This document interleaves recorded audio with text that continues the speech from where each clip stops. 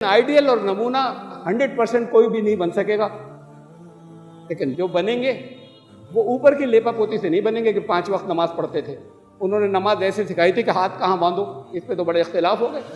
हाथ जो है वो रुकू में जाते वक्त, रुकू से उठते वक्त कानों तक ले जाना नहीं जाना, इस पे तो बड़े झगड़े हो गए। पाँव के अंदर कितना गैप हो खड़े होते पे, इस पे तो खूब आपस में डिबेट्स चल गई। लेकिन जो नमूना है असल में तो वो तो उनके किरदार का है, नमूना जो है वो उनके कार्य रिसालत अंजाम देने का है, नमूना उनके रहमतुल आलमीन बनने का है, नमूना उनके अंदर रिएक्शन पैदा नहीं होने का है कि इन चीज़ों के जो आपको जो महरूमियाँ मिल रही हैं उसके नतीजे में हमें क्या करना है और हमें क्या जवाब देना है। अगर ये नहीं कर सके तो फिर आपका आइडियल नहीं और आपका नमूना नहीं है, चाहे आप जितना पढ़ते रहिए कुरान के अंदर कि तुम्हारे लिए बेहतरीन नमूना उनके अंदर है, और चाहे उनके नाम के ऊपर अपनी जाने देने की बातें जितनी करें। बात जान देने की नहीं थी, बात अपनी ज़िंदगी लगाने की थी। वैसे जाने तो लोग हिटलर के लिए भी दिया करते थे और जाने लोग जो है मुसोलिनी के लिए भी दिया करते थे। Subscribe the channel and press the bell icon to get an update.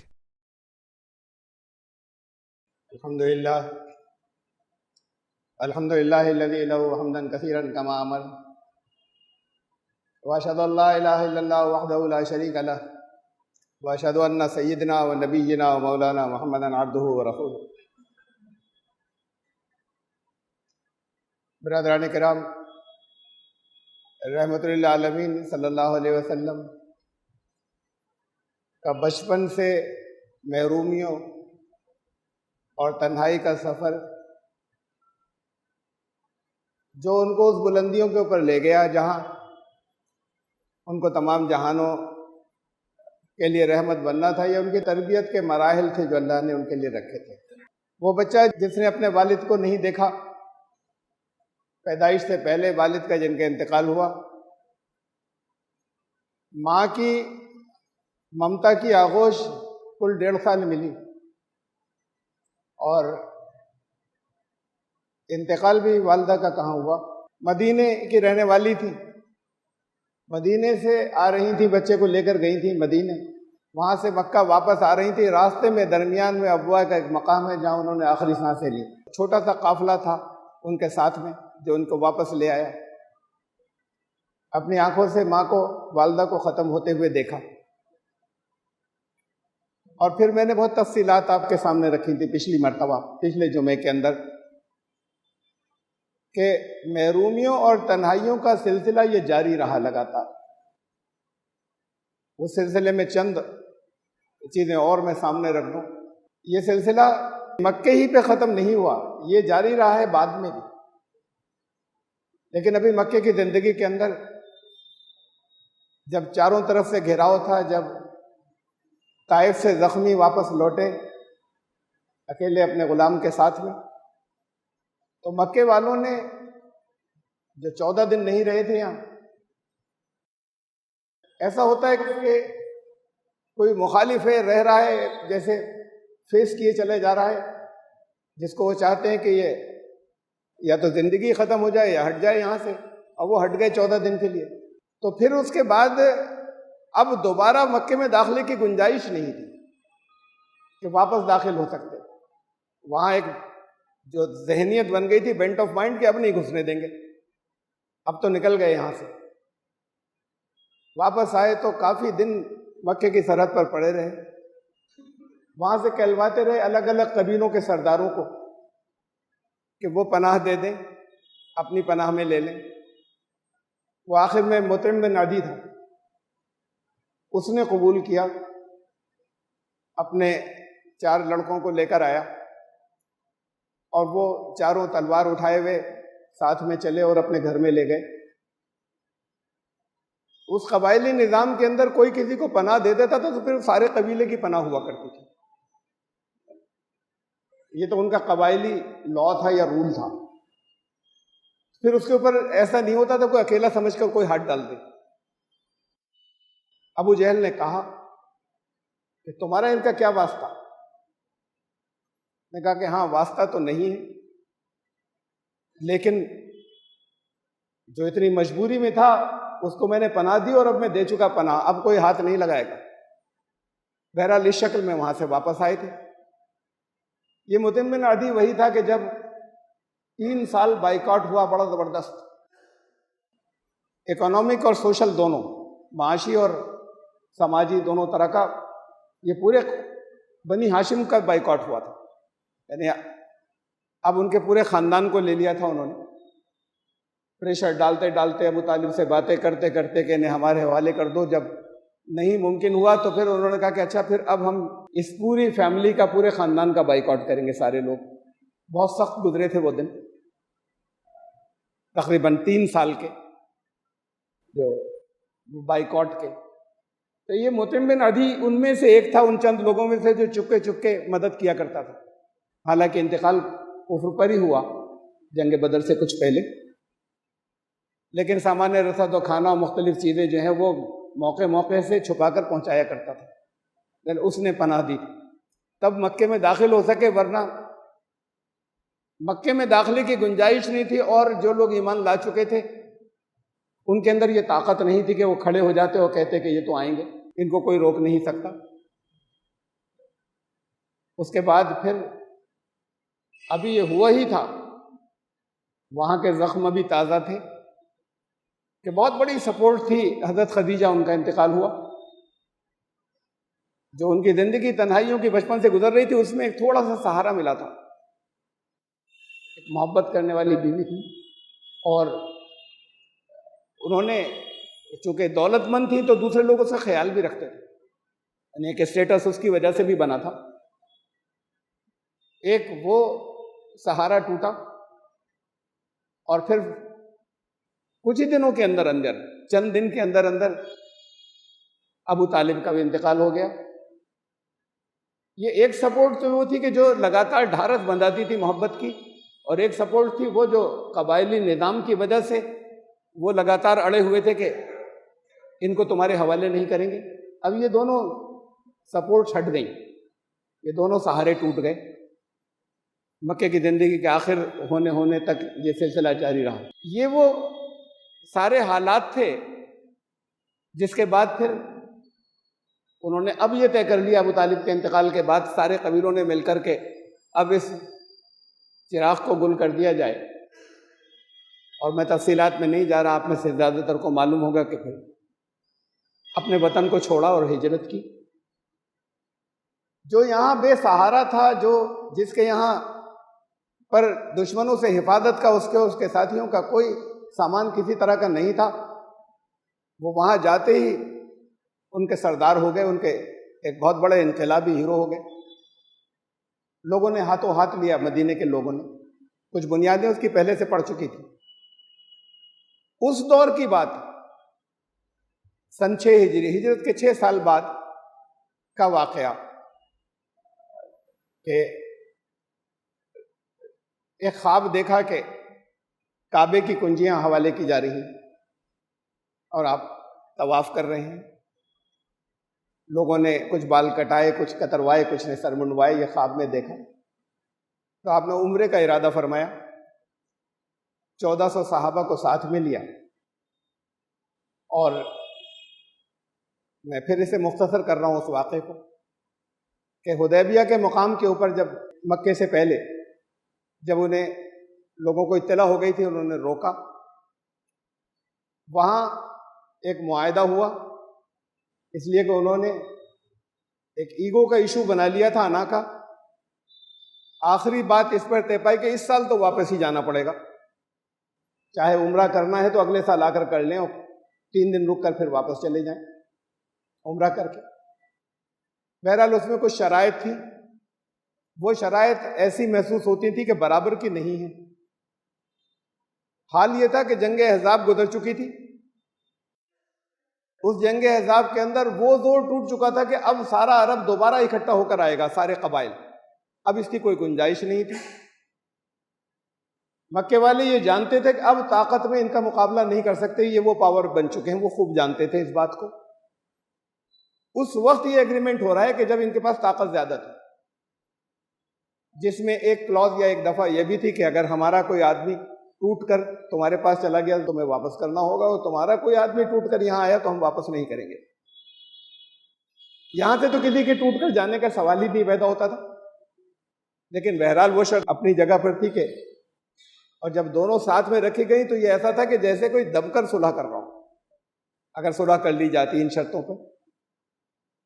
رسول اللہ صلی اللہ علیہ وسلم نے وہ شرائط تسلیم کر لی، اللہ کا حکم تھا۔ اس خواب کی تعبیر کچھ بعد میں پیش آنی تھی، سامنے آنی تھی اور ظاہر ہونی تھی۔ جب وہ حضرت عمر اس موقع پہ بڑے بے چین گھوم رہے تھے ادھر سے ادھر، انہوں نے پوچھا رسول اللہ صلی اللہ علیہ وسلم کے پاس آ کر، سوال کیا کہ کیا آپ اللہ کے رسول نہیں ہیں؟ ان کا بے شک میں اللہ کا رسول ہوں۔ پھر سوال کیا کیا آپ حق پر نہیں ہیں؟ کیا ہم لوگ حق پر نہیں ہیں اور وہ باطل نہیں ہیں؟ تو فرمایا کہ ہاں یقیناً ہم حق پر ہیں اور وہ باطل پر ہیں۔ تو پھر پوچھا پھر یہ دب کر صلح کیوں ہو رہی ہے؟ رسول اللہ صلی اللہ علیہ وسلم نے فرمایا کہ اللہ آپ نے یہ دب کر صلح نہیں ہے، میں اللہ کا رسول ہوں اور اپنے رسول کو اللہ بے عزت نہیں ہونے دے گا، ناکام نہیں ہونے دے گا۔ مطمئن نہیں ہوئے، چپ تو ہو گئے۔ باہر نکلے حضرت ابوبکر سے پھر یہی سوال کیا، رسول اللہ صلی اللہ علیہ وسلم کے پاس ایسے سوالات لانا۔ اب بڑے زبردست اسٹانچ قسم کے سپورٹر تھے، صف اول کے سب سے آگے آگے رہنے والے، اور وہ اس طرح کی باتیں کر رہے تھے۔ حضرت ابوبکر نے بھی سارے جواب وہی دیے، بالکل یہی سوالات کیے، اور جو رسول اللہ صلی اللہ علیہ وسلم نے جواب دیے تھے وہی سارے جواب ان کے منہ سے نکلے۔ یہ تو صدیقیت کا مقام تھا کہ زبان سے وہی جواب آ رہے تھے جو زبان رسالت سے ادا ہوئے تھے۔ لیکن اس کے بعد پھر ایک بار پہنچے، جب دستخط ہو چکے تو پھر ایک بار پہنچے حضرت عمر کے پاس، حضرت عمر رسول اللہ صلی اللہ علیہ وسلم کے پاس، اور ان سے سوال کیا۔ اس لیے اس موقع پہ سورہ فتح نازل ہوئی، یہ شروع ہو رہی ہے ان آیات سے، انا فتحنا لک فتحا مبینا، ہم نے تمہیں کھلی ہوئی فتح دے دی۔ اور اس صورت کے اندر وہ ساری باتیں، وہ یقین دہانیاں کہ اگر جنگ ہوتی تو تم ہی جیتتے۔ وجہ بتائی کہ کس وجہ سے اس وقت واپس کر رہے ہیں، وہ وجہ بھی بتائی اس کے اندر، میں یہاں نہیں لے رہا اس خطبے میں، بہت مرتبہ بتائی ہے میں نے۔ اور کہا کہ لازماً اسی صورت کے اندر کہ لازماً ایسا ہوگا کہ تم مسجد الحرام کے اندر داخل ہوگے، بہت امن کے ساتھ داخل ہوگے۔ یہ سب اس صورت کے اندر یقین دہانیاں تھیں، جو شروع اس کے ساتھ ہوئی تھی کہ ہم نے تمہیں کھلی فتح دیا تھا۔ تمہاری یہ صورت نازل ہونے کے بعد، اللہ کا کلام نازل ہونے کے بعد پھر پہنچے رسول اللہ صلی اللہ علیہ وسلم، یا رسول اللہ یہ فتح ہے؟ فرمایا بے شک یہ فتح ہے، جب اللہ نے کہا تو فتح ہے۔ کبھی کبھی ایسا ہوتا ہے کہ سامنے سے ہمیں نظر نہیں آتے اور وہ اسباب بن رہے ہوتے ہیں آگے کی کسی فتح کے۔ یہ تو نبوت تھی، اور انہوں نے کہا کہ چاہے نہ معلوم ہو آگے کیا ہوگا، لیکن یہ معلوم تھا کہ اس دین کو کامیاب ہونا ہے۔ اور جب اس صورت کے اندر یہ بتایا گیا تھا کہ لازماً تمہارے ساتھ ہوگا، اس کے بعد پہنچے ہیں کہ یا رسول اللہ یہ فتح ہے۔ فرمایا بے شک یہ فتح ہے، آگے وہاں سے میں نے آپ کو بتایا کہ یہاں تک تو جتنے سوالات انہوں نے کیے تھے حضرت ابوبکر کے پاس جا کر کیے، انہوں نے بھی ایسے ہی جواب دیے۔ لیکن قربانی کے جانور جو ساتھ میں لے کر گئے تھے، پھر حکم دیا کہ اب انہیں یہیں پر ذبح کر دو، آگے نہیں جا رہے ہیں۔ تو اس وقت سب کے ہاتھ رک گئے۔ تاریخ میں ہے، احادیث کی کتابوں میں، سیرت کی کتابوں میں ہے کہ راوی کہتے ہیں اللہ کی قسم کسی ایک کا بھی ہاتھ نہیں اٹھا جب آپ نے فرمایا کہ تم لوگ اپنے جانوروں کی قربانی یہی کر دو۔ اس کسی ایک میں کون کون تھا؟ حضرت ابوبکر بھی تھے جن کا ہاتھ نہیں اٹھا، حضرت علی بھی تھے اسی قافلے کے اندر، اور راوی کہتے ہیں کسی ایک کا بھی ہاتھ نہیں اٹھا۔ یہ بالکل آخری درجے کی ایک مایوسی کی بات تھی کہ جس وقت وہ دور جس کے اندر اب جانثار اور صحابہ بڑی تعداد کے اندر ہو گئے، اب دشمنوں کا زور ٹوٹ چکا ہے، تو پھر اپنے اور اپنے بھی صف اول کے لوگ وہ نبی کہہ رہے ہیں، یہ محمد ابن عبداللہ نہیں کہہ رہے تھے، محمد رسول اللہ نے حکم دیا تھا، وہ کہہ رہے ہیں، اور حضرت عمر نے تو یہ سوالات کیے، اور حضرت ابوبکر نے بھی قربانی کے لیے وہ نہیں اٹھے، اور حضرت علی بھی نہیں اٹھے۔ کتنی مایوسی ہوئی ہوگی، کتنا شوق، کتنا صدمہ پہنچا ہوگا. تاریخ میں شاید ایسا صدمہ کبھی نہیں پہنچا. آپ خاموشی سے بغیر کچھ کہے اپنے خیمے میں چلے گئے مڑ کر، ایسا کہ جیسے اب تو سارے نافرمان ہو گئے. ام المومنین ساتھ تھیں حضرت ام سلمہ اس سفر میں. حضرت ام سلمہ یہ اپنے خیمے سے ہی منظر دیکھ رہی تھی. انہوں نے تسلی دی کہ اللہ کے رسول آپ دل چھوٹا مت کیجیے، اپنے دل کو تنگ مت کیجیے. یہ لوگ آپ کے نافرمان نہیں ہیں، صدمے سے ان کا دماغ اس وقت معوف ہو گیا، پیرالائزڈ ہو گیا. یہ صدمہ ہے خالی. آپ انہیں حکم کچھ بھی مت دیجیے اس وقت، آپ خود اپنی قربانی کیجیے. تو آپ نے اپنا جانور منگایا، لایا گیا، اس کی قربانی کی، اپنے بال کتروائے، اور اس کے بعد پھر سب کے ہاتھ چلنے لگے. لیکن یہ جو درمیان میں ایک حصہ گزرا، یہ بہت بڑا شوق تھا. اس کے بعد کوئی تقریر کرتے وہاں پر، لوگوں کو اللہ کی اور آیات سناتے، ان کو رسول کی اطاعت نہیں کرنے کے انجام بتاتے وہاں کھڑے ہو کر. کچھ لوگوں کی شاید سمجھ میں آتا. یعنی یہ تھی مایوسی کی بات، اور یہ تھا شوق کہ آپ خود مڑ کر پیٹ پھیر کر اپنے خیمے میں خاموشی سے چلے گئے کہ نہیں سنا انہوں نے. اور یہ کتنا بڑا شوق ہوگا کہ کوئی بڑے سے بڑا سپورٹر بھی سامنے نہیں آیا. ایسا ہوتا کہ اکثریت نکل گئی، 2-3 تو کھڑے ہو جاتے کہ یہ کرنا پڑے گا سب کو، کم سے کم خود ہی کرتے. تو یہ زندگی کے اندر یہ سلسلہ محرومیوں کا، زندگی کے اندر یہ سلسلہ جو لوگوں کو مایوس کر دیں، یہ سلسلہ جسے محرومیاں کہتے ہیں، یہ جاری تھا. یہ مدینے کی زندگی تک جاری تھا. حضرت خدیجہ سے نکاح ہوا مکے میں جب، تو 6 اولادیں حضرت خدیجہ سے تھیں. 4 لڑکیاں تھیں، 2 صاحبزادے تھے. دونوں صاحبزادوں میں سے ایک کا نام قاسم تھا، اسی لیے اس ابو القاسم بھی لوگ کہا کرتے تھے مکے کے لوگوں نے. تو ایک کا نام قاسم تھا، چھوٹے سے تھے. بعض روایات کہتی ہیں 3 سال کی عمر میں، بعض کہتی ہیں 1-1.5 سال کی عمر میں انتقال ہو گیا، نہیں بچ سکے. پھر دوسرے صاحبزادے عبداللہ، ان کا نام رکھا گیا تھا. وہ بھی بہت کم عمری کے اندر داغ مفارقت دے گئے، اللہ نے بلا لیا، انتقال ہو گیا. یہ بڑا شوق تھا. اور جب جب ان کے انتقال ہوتے تھے مکے والے بڑے خوش ہوتے تھے، بڑی خوشیاں مناتے تھے. لڑکیاں تو ہیں حیات، یہ لڑکے جا رہے ہیں. اصل میں تو لڑکوں ہی کی اہمیت تھی، لڑکی کی تو کوئی اہمیت ہی نہیں تھی. لڑکی تو اور وبال ہو جاتی تھی، جسے بہت سے لوگ زندہ جو ہے وہ دفن کر دیا کرتے تھے. اگر زندہ نہیں بھی دفن کرتے تھے تو پوری زندگی ایسا تھا جیسے ذلت میں زندگی گزار رہے کہ میری لڑکی ہو گئی. قرآن شریف میں آیت ہے سورہ الحاقہ کے اندر کے، جس کا ترجمہ یہ ہے کہ جب ان میں سے کسی کے یہاں لڑکی پیدا ہوتی ہے تو ان کے چہرے کالے ہو جاتے ہیں، سیاہی چھا جاتی ہے ان کے اوپر، اور سوچتے ہیں کہ بے عزتی کی زندگی کے ساتھ گزاریں یا اسے دفن کر دیں، زندہ ہی دفن کر دیں. یہ سوچتے ہیں اس کے بارے میں. تو کچھ لوگ ایسا کرتے تھے، کچھ ایسا. ان کے لیے بڑی ذلت کی بات ہوتی تھی کہ لڑکی پیدا ہو گئی. خاندان کو تو آگے لڑکے لے کر جاتے ہیں، نام وہ روشن کرتے ہیں، سپورٹ اور سہارا مخالفوں کے خلاف وہ بنتے ہیں. یہاں ہندوستان میں بھی قدیم زمانے سے ایسے ہی تھا. آج تک اس کی جھلکیاں باقی ہیں، مکمل ختم نہیں ہوا یہ. بلکہ وہ جو غیر مسلموں میں سے جنہوں نے اسلام قبول کیا، ان میں بھی کہیں کہیں کچھ جھلکیاں آ گئی ہیں، کم ہو گئی ہیں بہت.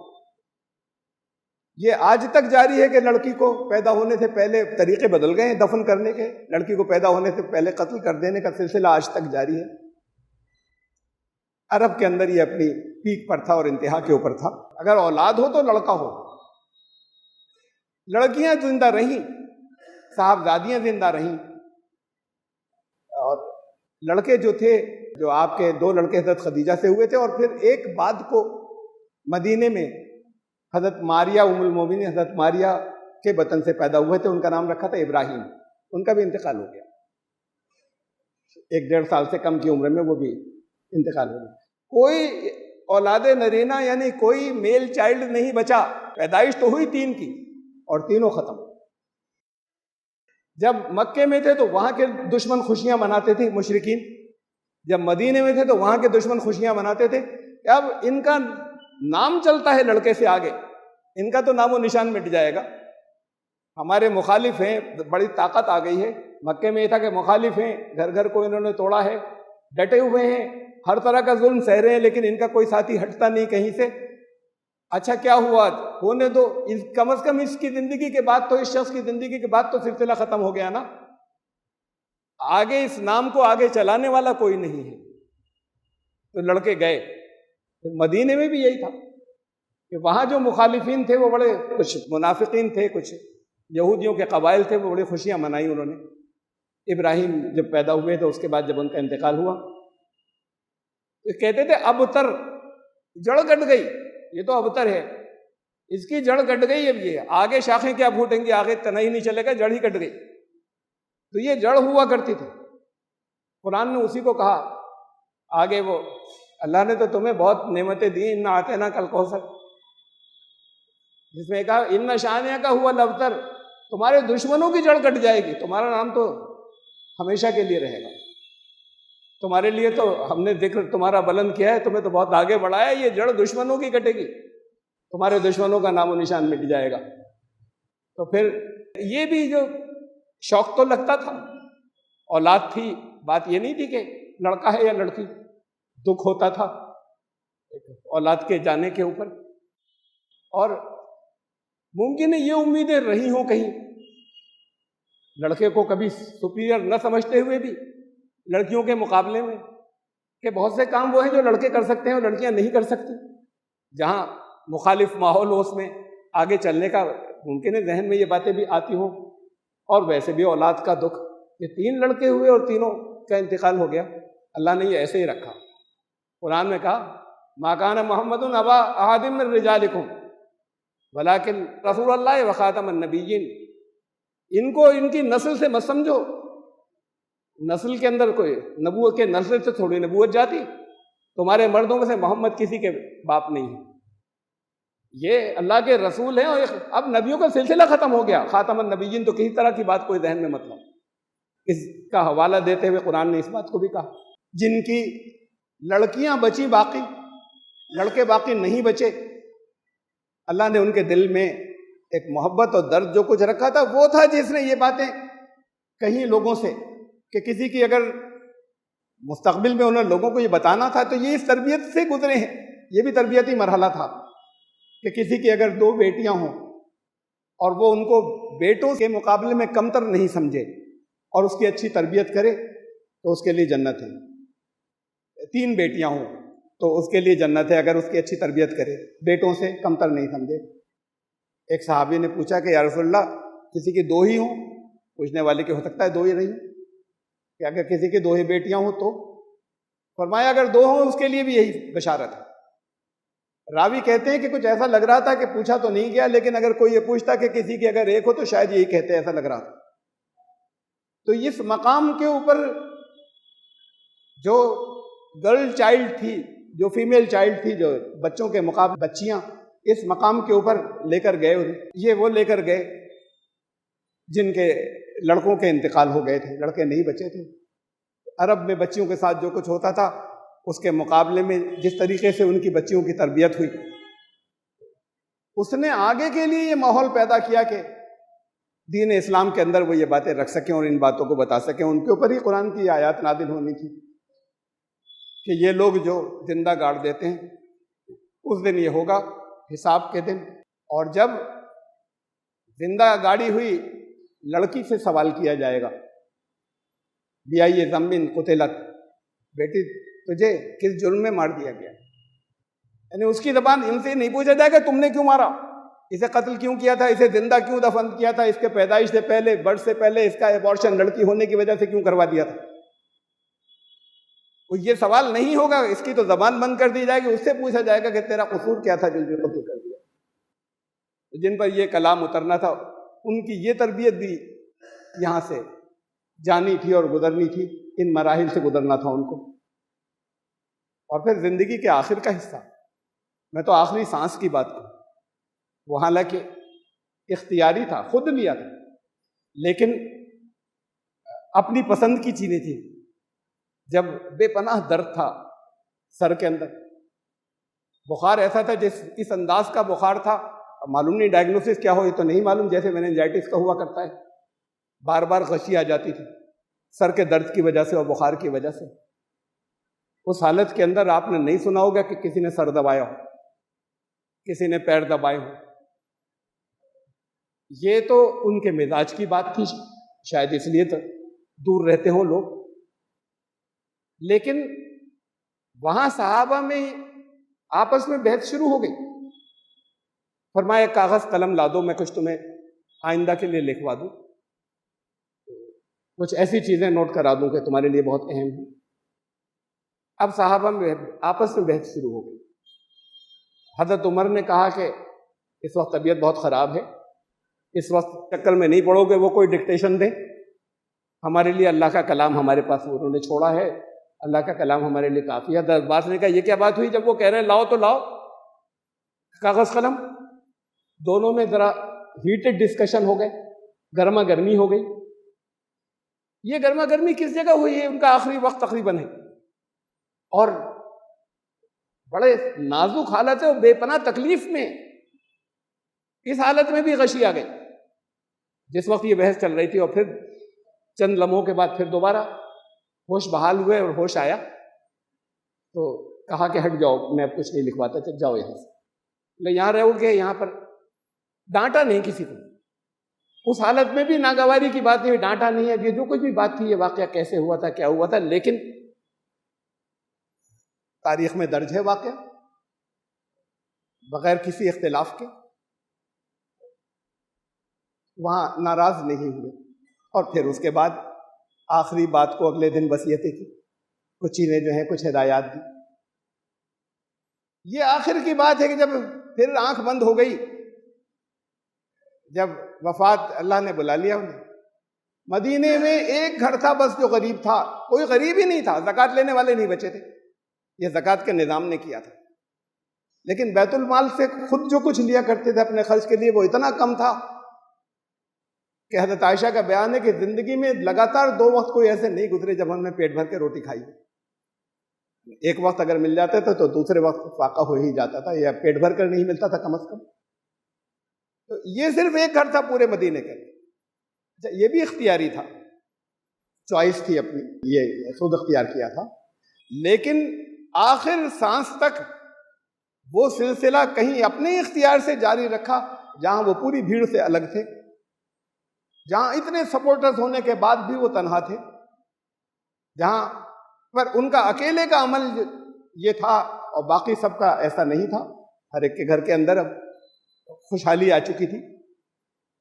یہ زندگی گزری جس کی ان مراحل سے گزر کر, جو خود جس نے یتیمی کی زندگی گزاری وہ بے سہاروں کا سب سے بڑا سہارا بن کے ابھرا. جو چرواہا بنا تھا بہت چھوٹی سی عمر کے اندر بکریوں اور اونٹوں کا, حالات ایسے تھے کہ غیرت نے گوارا نہیں کیا کہ چچا کی آمدنی اتنی نہیں ہے تو میں خود کچھ کما کر لاؤں. اتنی چھوٹی عمر کے بچے خود سے نہیں سوچتے. یہ جس نے اس عمر کے اندر بکریاں اور اونٹ چرائے, اس کو اس کی زبان سے یہ ادا ہونا تھا, الا کلکم راعین, سن لو تم سب ایک چرواہے کی طرح ہو. اس تربیت سے نکلنے کے بعد یہ الفاظ ادا ہوئے تھے کبھی بات کو, سن لو تم سب ایک چرواہے کی طرح ہو اور تم میں سے ہر ایک سے اس کے گلے کے بارے میں پوچھا جائے گا. یعنی ہر ایک کسی نہ کسی حیثیت سے کسی چھوٹے سے چھوٹے ایسے گروپ کے اندر ہے جس کا ایک کوئی ہیڈ ہے. تم کسی نہ کسی جگہ تمہارا حکم چلتا ہے اور ہیڈ, اور جن لوگوں پر تمہارا اختیار چلتا ہے ان کے بارے میں تم سے سوال کیا جائے گا. بکریوں کی کو سنبھالنے کی تربیت تھی جو یہ الفاظ ادا کر رہے ہیں. یعنی کن ہائٹس کے اوپر پہنچے تھے. میں نے پچھلی بار آپ کو تجارت کے بارے میں تفصیلات بتائی تھی. جب 2 سپر پاورز کا بہت سے لے کے ادھر یمن اور حبشہ اور مصر اور شام, ان سارے علاقوں کے اندر کہیں پر ڈائریکٹ ان دونوں سپر پاورز میں سے کسی ایک کی حکومت تھی اور کہیں حکومتیں ان کے ساتھ میں الگ الگ ان کے الائز تھے. اور تمام پورے عرب کے اندر وہ سلسلہ تھا جہاں اسٹرگل چل رہی تھی, کبھی یہ جیت جاتے تھے کبھی وہ جیت جاتے تھے. صرف مکہ ایسا تھا, یہ بہت حیرت کی بات ہے. اکیلا مکہ ایسا تھا جو نیوٹرل تھا، ایسا تھا جیسے آج کا سوئٹزرلینڈ۔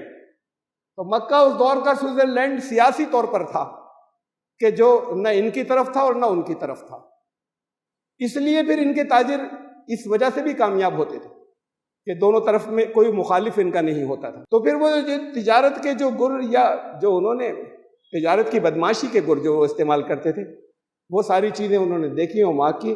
لیکن مکے کے اس ماحول نے کہ ان کو دونوں طرف کے لوگوں سے فاصلہ برابر کر رکھا جائے اور ایک امن کا شہر بن جائے مکہ، یہاں سے جو قافلے جائیں ان کے اوپر کہیں پر حملے نہ ہوں، وہ جائیں تو راستے میں جو لوگ گزرتے ہیں ان کے لیے مختلف شیخ جن کے پاس کنویں ہوتے تھے ان کے لیے تحفے وغیرہ بھی لے کر جائیں، کہ ان کو اپنے اپنے یا الگ الگ سیاسی گروپ جو ایک دوسرے کے مخالف ان کے لیے الگ الگ تحفے بھی ساتھ میں لے کر جائیں۔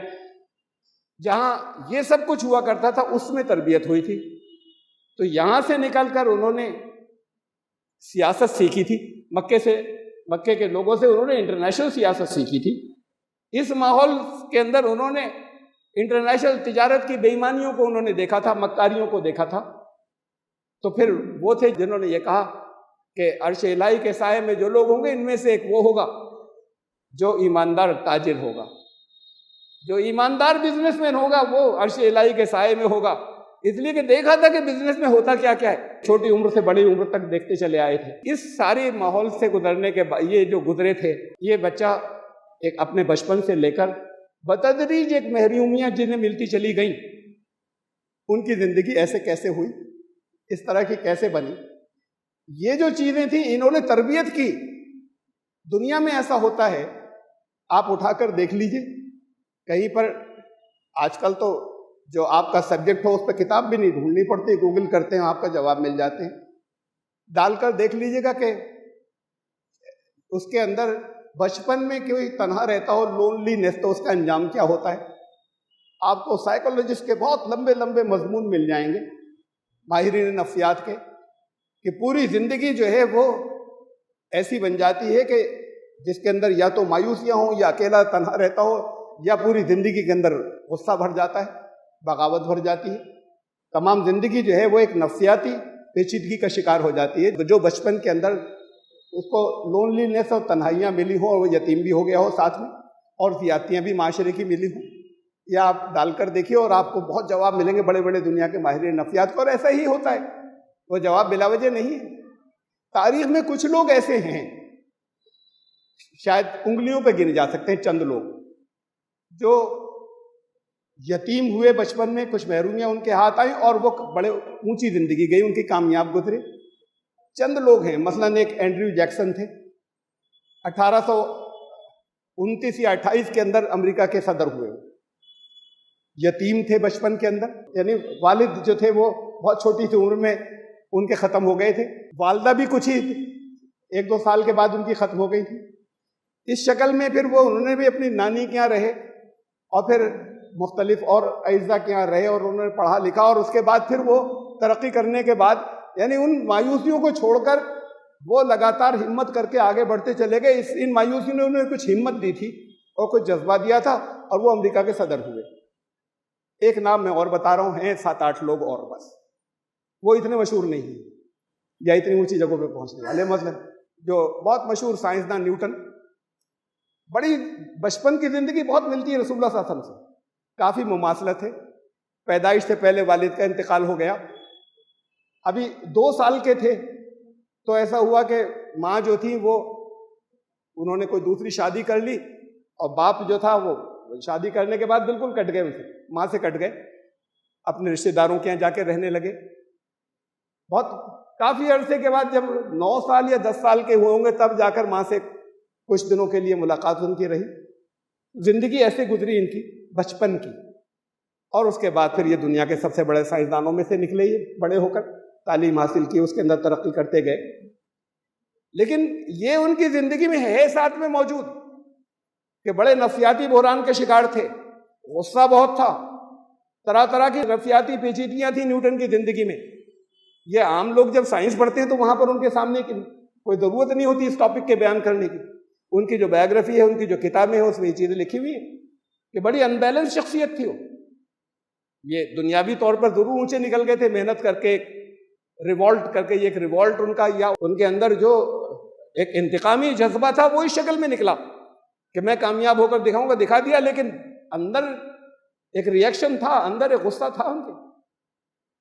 دنیا میں تاریخ کے اندر یہ اکیلی مثال ہے محمد رسول اللہ صلی اللہ علیہ وسلم کہ نہ صرف یہ کہ کامیاب ہوئے دنیاوی طور پر، بلکہ دشمنوں کا لگاتار جو نرغہ رہا، چند دنوں نہیں، خاندان کے چند دشمن نہیں، جو لگاتار نرغہ رہا، جو لگاتار اذیتیں دیتے رہے اور ظلم کرتے رہے ان کے اور ان کے ساتھیوں کے اوپر 13 سال تک، اور اس کے بعد انہوں نے جنہوں نے پیچھا نہیں چھوڑا مدینے میں جانے کے بعد بھی، یہ ایک لمبا سلسلہ، اس لمبے ان دشمنیوں سے وہ جوجھ رہے تھے، الجھ رہے تھے، ان کا سامنا کر رہے تھے، اور ساتھ میں جذبہ یہ بڑھتا چلا جا رہا تھا کہ آئندہ کبھی دشمنیاں نہ ہوں۔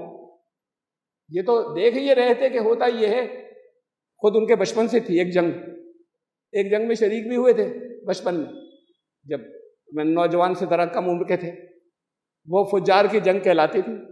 ان کے 2 قبیلے تھے، وہ نسلوں سے لڑتے چلے آ رہے تھے، یہ بھی بھول گئے تھے کہ لڑ کیوں نہیں، بات کیا ہوئی تھی جب پہلے لڑائی شروع ہوئی تھی، یہ بھی بھول چکے تھے، بس یہ تھا کہ ان کی جنگ ہے۔ تو وہ اپنے قبیلے کی طرف سے ہر ایک کو جانا ہوتا تھا، چھوٹے تھے ساتھ میں لے گئے تھے، گئے، لیکن وہاں پر انہوں نے جنگ دیکھی، لوگوں کو دیکھا، کسی پر ہاتھ نہیں اٹھایا، اس سے بچے رہے، وہ اس میں شامل نہیں ہوئے کسی طریقے سے۔ تو یہ چیزیں دیکھی تھی کہ لوگ ایک دوسرے کو مار رہے ہیں، جنگیں کر رہے ہیں، یہ تک نہیں معلوم کہ وجہ کیا ہے۔ دشمنی ہو جائے تو اب وہ نسلوں تک دشمنی جائے گی۔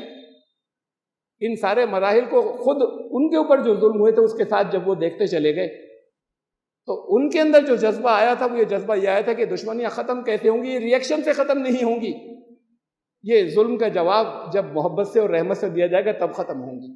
یہ اس نتیجے کے اوپر پہنچے تھے بجائے اس کے کہ اپنے اندر ریئیکشن پیدا ہونے دیتے۔ یہ وجہ تھی کہ جب آپ کو میں نے سنایا، اس سے پہلے بھی واقعہ بہتوں کو معلوم ویسے بھی ہوگا کہ جب پیڑ کے نیچے جا کے آرام فرما رہے تھے اور ایک دشمن آ گیا اور تلوار اٹھا کے کہا کہ بتاؤ تمہیں کون بچا سکتا ہے؟ آپ نے انگلی اٹھائی کہ اللہ، کچھ اس کے اوپر رعب طاری ہوا، تلوار گر گئی، آپ نے اٹھایا تلوار اٹھائی، تمہیں کون بچا سکتا ہے؟ تو اس نے کہا آپ، تو معاف کر دیا۔ صحابہ آس پاس تھے، بڑی تعداد کی، نظر نہیں آ رہے تھے، جس جگہ آرام کر رہے تھے وہاں سے ذرا سی آواز دیتے سب آ جاتے، پکڑ کے گرفتار کر لیتے۔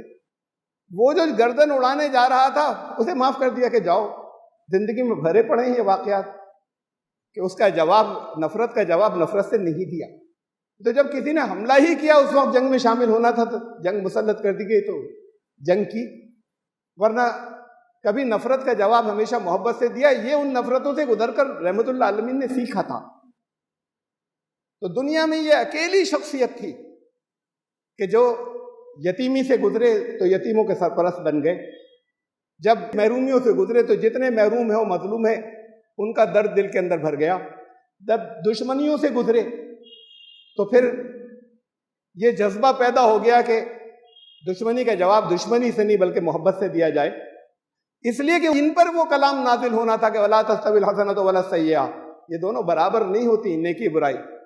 اِدْفَعْ بِالَّتِي هِيَ أَحْسَنُ فَإِذَا الَّذِي بَيْنَكَ وَبَيْنَهُ عَدَاوَةٌ كَأَنَّهُ وَلِيٌّ حَمِيمٌ، تم برائی کو بھلائی سے دفع کرو تو پھر تمہارا دشمن بھی دوست بن جائے گا، بہت اچھا دوست بن جائے گا۔ یہ کلام جس پر نازل ہونا تھا اس کا یہ سلسلہ چل رہا تھا۔ یہ اس ایک شخصیت پر یہ اثر کیوں ہوا؟ باقی دنیا میں وہ بھی جو کامیاب ہوئے ان کی بھی نفسیاتی بحران سے وہ گزرے، شخصیت ڈس بیلنس ان کی بھی ہوئی، کچھ کامیابیاں ملی ہیں۔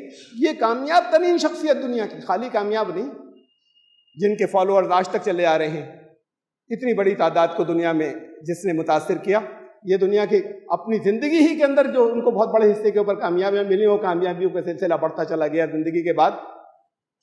اتنی کامیاب شخصیت کا جو مزاج تھا وہ خالی رحمت ہی رحمت ہے، یہ ہوا کیسے؟ باقی کسی کے ساتھ نہیں ہوا دنیا میں، ان کے ساتھ ہوا۔ یہ ان کے ساتھ اللہ کو ان کو بنانا تھا، ان کو جو تربیت دی اس کے ساتھ میں اللہ نے ایسے ہی مزاج رکھا تھا، اللہ کی یہ گائیڈنس ساتھ میں، وہ تربیت تو دنیا کے اسباب کے ذریعے ہوئی، لیکن یہ مزاج اللہ نے ان کا رکھا تھا، جس شخصیت کو ان کو تمام دنیا کے جہانوں کے لیے رحمت بنانا تھا، یعنی جہاں پر وہ دوسروں سے کہہ سکے زندگی پر دیا دوسروں کو لیا کچھ نہیں، تبھی تو آخر کی زندگی ایسے گزری۔ یعنی جب انتقال ہوا تو کپڑوں پہ پیبند تھے اور گھر میں دیا جلانے کے لیے تیل نہیں تھا، باقی ہر گھر کے اندر خوشحالی تھی۔ تو یہ حالات جس کے ساتھ میں گزرے، اور اس کے بعد وہ اتنا بڑا کامیاب انسان دنیا کا بن کر گزرا، اس لیے کہ ان کو اب نبوت کے بعد، نبوت سے پہلے بھی اللہ نے مزاج ایسے رکھا تھا، اور نبوت کے بعد تو پھر فائنل یقین ہو گیا کہ یہاں کے لیے ہمیں کچھ نہیں چاہیے، کسی سے کچھ نہیں لیا، ہمیشہ دیا، اس لیے کہ ان پر وہ کلام اترنا تھا۔ تم سے کچھ بھی نہیں چاہیے، کچھ بھی اگر تم سے میں مانگوں لوں، مختلف چیزیں، آپ جنگوں کے اندر جو کچھ آتا تھا تو وہ نبی کے پاس لایا جاتا تھا، پھر وہ بانٹتے تھے، فَهُوَ لَكُمْ، تمہیں دے دوں گا واپس، میں تو کچھ رکھوں گا نہیں، تمہارے پاس سے جو کچھ آئے گا وہ تمہارے اندر تقسیم بھی ہو جائے گا۔ ان اجریہ الا علی اللہ، مجھے تو اجر جو ہے اپنے اللہ سے چاہیے۔ یہ ہے اگر آپ کے اندر آ جائے۔ بات یہ ہے کہ دنیا میں تو نہیں ہوتا کسی جگہ۔ ان کی تربیت بچپن سے ہوئی تھی، جب وحی نہیں آئی تھی تب بھی ان کا مزاج ایسا تھا، وحی آنے کے بعد وہ یقین بڑھتا چلا گیا۔ لیکن یہ پھر قیامت تک کے لیے چونکہ رسالت کا سلسلہ جاری ہے محمد رسول اللہ صلی اللہ علیہ وسلم کی، تو پھر یہ پیغام اور یہ بتا دیا گیا کہ وہی ہیں جو اسوہ حسنہ ہیں، وہی ہیں جو آخری نمونہ ہیں، رحمت للعالمین، تمام جہانوں کے لیے رحمت۔ تو پھر اگر آپ نے یہاں پر جو مخالفتیں ہیں، یہاں جو پریشانیاں ہیں، یہاں کی جو محرومیاں ہیں، اس کی وجہ سے اگر آپ کے اندر ریئیکشن پیدا ہو گیا تو پھر آپ امتی نہیں ہیں۔ اب آپ کے سامنے تو نمونہ آ گیا نا، باقی دنیا کے سامنے نمونے نہیں ہیں جنہیں یہ کہا جائے تمہارے آئیڈیل یہ ہیں۔ دنیا میں کسی اور جگہ پر آئیڈیل نہیں ہے۔ حضرت عیسیٰ علیہ السلام نے کہا تھا کہ کوئی تمہارے، آج کی انجیلوں میں لکھا ہوا ہے کہ اگر تمہارے کوئی ایک گال پہ تھپڑ مارے تو دوسرا گال آگے کر دینا۔ دنیا کے عام عیسائیوں کو تو چھوڑیے، دنیا کے کسی ایک پادری کے تھپڑ مار کے دیکھ لیجیے کہ وہ آپ کے سامنے دوسرا گال کر دے، تو وہ نمونہ نہیں بنے۔ لیکن آئیڈیل اور نمونہ 100% کوئی بھی نہیں بن سکے گا، لیکن جو بنیں گے وہ اوپر کی لیپا پوتی سے نہیں بنیں گے کہ 5 وقت نماز پڑھتے تھے۔ انہوں نے نماز ایسے سکھائی تھی کہ ہاتھ کہاں باندھو، اس پہ تو بڑے اختلاف ہو گئے۔ ہاتھ جو ہے وہ رکوع میں جاتے وقت، رکوع سے اٹھتے وقت کانوں تک لے جانا نہیں جانا، اس پہ تو بڑے جھگڑے ہو گئے۔ پاؤں کے اندر کتنا گیپ ہو کھڑے ہوتے پہ، اس پہ تو خوب آپس میں ڈیبیٹس چل گئی۔ لیکن جو نمونہ ہے اصل میں تو وہ تو ان کے کردار کا ہے، نمونہ جو ہے وہ ان کے کار رسالت انجام دینے کا ہے، نمونہ ان کے رحمت للعالمین بننے کا ہے، نمونہ ان کے اندر ریئیکشن پیدا نہیں ہونے کا ہے کہ ان چیزوں کے جو آپ کو جو محرومیاں مل رہی ہیں اس کے نتیجے میں ہمیں کیا کرنا ہے اور ہمیں کیا جواب دینا ہے۔ اگر یہ نہیں کر سکے تو پھر آپ کا آئیڈیل نہیں ہے اور آپ کا نمونہ نہیں ہے، چاہے آپ جتنا پڑھتے رہیے قرآن کے اندر کہ تمہارے لیے بہترین نمونہ ان کے اندر ہے، اور چاہے ان کے نام کے اوپر اپنی جانیں دینے کی باتیں جتنی کریں۔ بات جان دینے کی نہیں تھی، بات اپنی زندگی لگانے کی تھی۔ ویسے جانے تو لوگ ہٹلر کے لیے بھی دیا کرتے تھے، اور جانے لوگ جو ہے مسولینی کے لیے بھی دیا کرتے تھے کہ اس کے لیے جان دے دی ان کو اپنا لیڈر مان کر۔ تو بات جان دینے کی نہیں ہے، بات اپنی جان کھپانے کی ہے۔ اس راستے کے اوپر چل کے، ان نقوش پا، ان فٹ سٹیپس کے اوپر چل کے جو ان کے آج تک باقی ہیں، جو محفوظ کر لیے گئے، وہ ان کے قدموں کے نقوش وہ محفوظ ہیں۔ تو اصل چیز تو یہ ہے کہ یہ مہینہ جو ماہ رحمت، اس کے اندر خاص طور سے کچھ دن آتے ہیں ذرا سا جذبہ اور بڑھ جاتا ہے، رمضان میں جیسے کچھ خاص طرح کے جذبے اور بڑھ جاتے ہیں، اس مہینے میں ایسا کیوں نہیں ہوتا کہ رحمت کا مظاہرہ کرنے کی اسپرٹ اور بڑھ جائے؟ جتنا بڑھ جائے گی اتنا آپ ان سے اور ذہنی طور پر قریب ہو جائیں گے۔ بارک اللہ لنا و لکم فی القرآن العظیم، انہ تعالی جواد کریم۔